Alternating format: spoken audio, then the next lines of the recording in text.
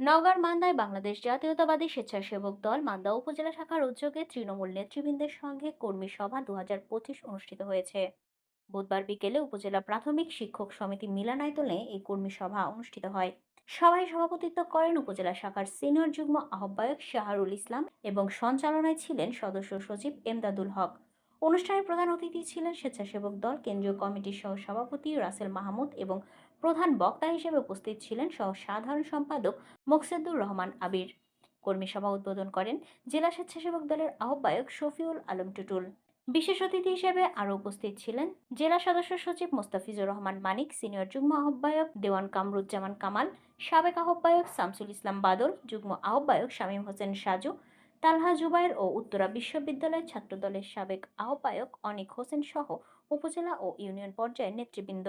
বক্তারা বলেন, শহীদ প্রেসিডেন্ট জিয়াউর রহমানের আদর্শে এবং দেশনেত্রী খালেদা জিয়া ও তারেক রহমানের নেতৃত্বে গণতন্ত্র পুনরুদ্ধারে তৃণমূলকে সংগঠিত করে ভবিষ্যৎ আন্দোলনে সক্রিয় ভূমিকা রাখার আহ্বান জানান।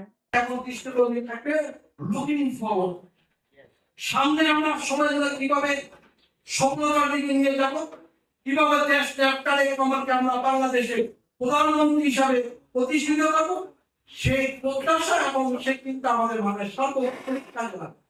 ধন্যবাদ বন্ধুরা। আমার